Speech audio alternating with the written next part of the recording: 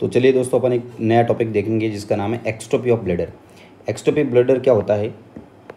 ये हो गया अम्बिलिकल, और अम्बिलिकस के नीचे ये पाया गया ब्लैडर, यूरिनरी ब्लैडर। सामान्य रूप से आपको ये बाहर से दिखाई नहीं देगा, लेकिन एक्सट्रोपी ब्लैडर वाले केस के अंदर क्या होगा, ये जो ब्लैडर है वो बाहर से दिखाई देता है। जनरली हमारी चमड़ी होती है, जो पेट की जो चमड़ी होती है वो इस ब्लैडर को घेरे रखती है, यानी कवर्ड रखती हैं। लेकिन इस केस के अंदर क्या होगा, ये जो चमड़ी है वो यहाँ पर नहीं पाई जाएगी, और जो ब्लैडर है वो हमें बाहर से दिखाई देगा। अब ये जो चमड़ी है वो क्यों नहीं हुई, कोई न कोई ऐसे सब्सटेंस के कारण यहाँ पर चमड़ी वो नहीं पाई गई, और ये जो ब्लैडर है वो खुला दिखाई देगा। बच्चा जन्म लेगा और जन्मजात यहाँ जो ब्लैडर है वो खुला दिखाई देगा। इस कंडीशन को अपन बोलेंगे एक्सट्रोपी ऑफ ब्लैडर। ठीक है, तो अब इसको समझने की कोशिश करेंगे।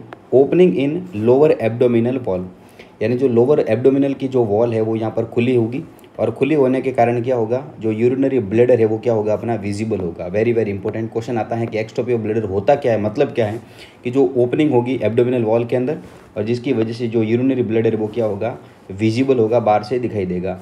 अब बात आती है कि इसकी इटियोलॉजी, सर इसका होने के पीछे का जो कारण है वो कारण क्या हुआ, ऐसी समस्या इस बच्चे में क्यों देखने को मिली।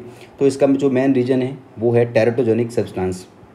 अब टेरेटोजेनिक सब्सटेंस क्या होता है भाई, यानी किसी मदर के द्वारा, जब बच्चा माँ के पेट में था तब उसके द्वारा कोई न कोई ऐसे सब्सटेंस, कोई ऐसी दवाई गोली खा ली, जिसका दुष्परिणाम ये बच्चे के अंदर जो एब्डोमिनल वॉल है वो यहाँ पर एब्सेंट है।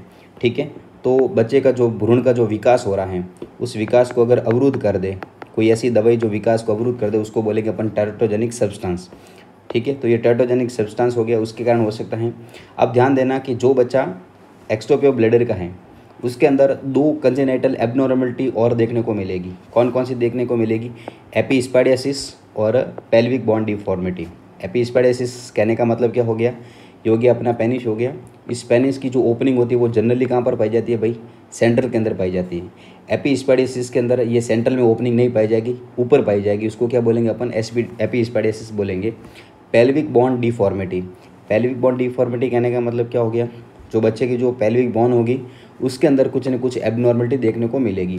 यानी कहने का मतलब क्या हो गया, एक्सट्रोपी ऑफ ब्लैडर वाले केस के अंदर ये दो कंडीशन है वो साथ में भाई फ्री में। यानी एक्सट्रोपी ऑफ ब्लैडर वाला केस है, ब्लैडर किसी बच्चे का खुला है, तो उसके साथ में दो समस्या देखने को मिलेगी। एक तो कौन सी, एपीस्पाइडियासिस, और दूसरी कौन सी वाली, पेल्विक बोन डिफॉर्मिटी। अब बात करेंगे डायग्नोसिस की। सर अपन इसको डायग्नोस कैसे करेंगे कि ये बच्चा है जो पेल्विक मतलब ये अपना एक्सट्रोपी ऑफ ब्लैडर का है। तो भाई इसमें कोई अपने को कोई जांच कराने की ज़रूरत नहीं है, आपको बाहर से ही दिखाई देगा कि एक्सट्रोपी ऑफ ब्लैडर है। जो चमड़ी है, पेट की जो चमड़ी है वो नहीं होगी, आपको जो यूरिनरी ब्लैडर है वो बाहर से खुला दिखाई देगा, तो अपन जान जाएंगे। यानी कहने का मतलब अपन फिजिकली यानी बाहर से देख कर ही पता लगाएंगे, इसके लिए कोई स्पेशल जाँच कराने की ज़रूरत नहीं है। बात करेंगे, अब ऐसा बच्चा हो गया तो अब उसके बाद में मैनेजमेंट क्या करे भाई, हो गया जो हो गया, लेकिन अब उसका मैनेजमेंट करना पड़ेगा। तो मैनेजमेंट के लिए क्या करेंगे, जैसे ही बेबी ने जन्म लिया तो जन्म लेते ही आपको क्या करना है, बेबी को जो कवर करना है। सबसे पहली बात कि बेबी की जो साइट है उसको क्या करना है, आपको स्टेराइल ड्रेसिंग से जल्दी से आपको क्या करना है, नॉर्मल सेनाइल के अंदर एनएस के अंदर आपको गॉज पीस को भिगोना है, और भिगोने के बाद में जल्दी से उस यूरिनरी ब्लैडर के ऊपर रखना है, ताकि जो भी ब्लैडर है वो सूखे नहीं। ठीक है, ये वेरी वेरी इंपॉर्टेंट बात है। ठीक है, इनिशियली जो इंटरवेंशन अपन करेंगे, बेबी जैसे ही जन्म लिया एक्सट्रोपी ब्लैडर वाला, उसके अंदर क्या करेंगे अपन, नॉर्मल सेलाइन से भीगे हुए गोद पीस हैं उसके अंदर क्या करेंगे अपन, बेबी के जो ब्लैडर है उसके ऊपर लगा देंगे, ताकि जो ऑर्गन है वो ड्राई न हो, सूखे नहीं। ठीक है, लेकिन ये कोई परमानेंट इलाज नहीं है।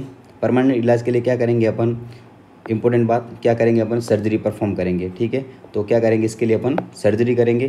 भाई बात आती है कि सर्जरी कब करनी है आपको, तो एज सुन एज पॉसिबल, जितना हो सके जल्दी आपको हाथों हाथ सर्जरी करवानी है।